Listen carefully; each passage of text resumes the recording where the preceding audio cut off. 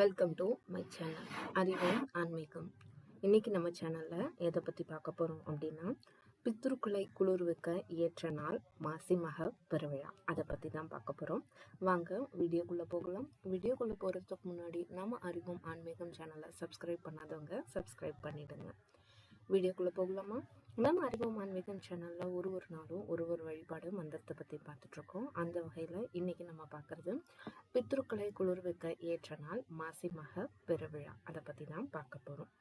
மாசி மகம் என்பது மாசி மாதத்தோட பௌர்ணமி கூடி வரும் மக நட்சத்திர நாளில் இந்துக்களால் கொண்டாடப்படுற ஒரு சிறப்பான நாள் அப்படின்னு சொல்லப்படுது.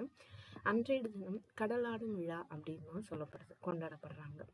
மாசி மாத பௌர்ணமியுடன் கூடி வரும் மக நட்சத்திர நாளில் கொண்டாடப்படுறது. மாசி மாதம் சூரியன் கும்பராசியில சஞ்சாரம் செய்கிறாரு. மக நட்சத்திரத்தில் சிங்கராசிக்குரியது. அன்று சந்திரன் மக நட்சத்திரத்தில் சிங்கராசியில் சஞ்சரிப்பார். இந்த நாளை தான் நம்ம மாசி மகம் அப்படின்னு சொல்றோம். இந்த தினத்துல திருத்தோருற்சவம் நடைபெறுவது வழக்கம். இந்தியாவில் முக்கியமாக கும்பகோணத்தில் மாசி மகம் ரொம்ப சிறப்பாக கொண்டாடப்படுகிறது. அதே மாதிரி இப்போ வட இந்தியாவில் கும்பமேளா அப்படின்று சிறப்பாக கொண்டாடப்படுகிறது. டெய்லி நியூஸில் பார்த்துருப்பீங்க. கும்பமேளா பற்றின நிறைய செய்திகள் வந்துக்கிட்டே தான் இருக்குது. தீர்த்த நீராடலுக்கு முக்கியத்துவம் தரும் விழா தான் மாசி மகம். மாசி மாதத்தில் பௌர்ணமி ஒட்டி வரக்கூடிய நட்சத்திரத்தில் இந்த விழா எல்லா கோயில்லையும் நடைபெறுது. அதே மாதிரி பெரும்பாலும் கோயிலில் இருக்கக்கூடிய தீர்த்தங்களுடன் அமைந்த கோயிலில் தெப்பத் திருவிழா கூட இது கூட சேர்ந்து நடக்கும். இந்த தெப்பத் திருவிழாவில் வேண்டிக்கிட்டோம் அப்படின்னா, ஆண் குழந்தை வேண்டுபவர்கள் இந்த மாசி மக தினத்தில் முருகனை வழிபட்டீங்க அப்படின்னா கண்டிப்பாக உங்களுக்கு ஆண் குழந்தை பிறக்கும்.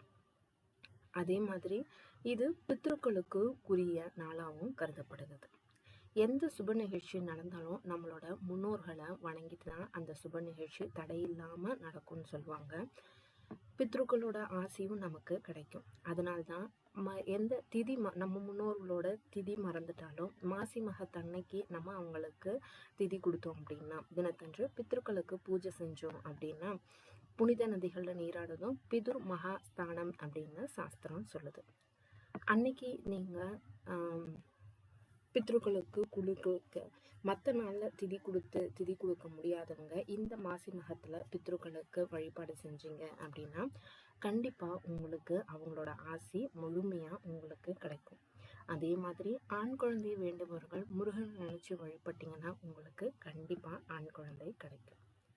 மறக்காதீங்க, மார்ச் 12 வருது. கண்டிப்பாக பித்ருக்களை குளிர் வச்சு உங்களுக்கு நல்ல ஆசி அனைத்தும் கிடைக்க நம்ம வேண்டிப்போம். வீடியோ பிடிச்சிருக்கும்னு நம்புகிறேன். வீடியோ பிடிச்சிருந்துச்சுன்னா கமெண்ட் பண்ணுங்கள், ஷேர் பண்ணுங்கள், மறக்காமல் சப்ஸ்கிரைப் பண்ணுங்கள். வாழ்க வளமுடன். வேறொரு பதிவில் வேறொரு வீடியோவை பார்ப்போம்.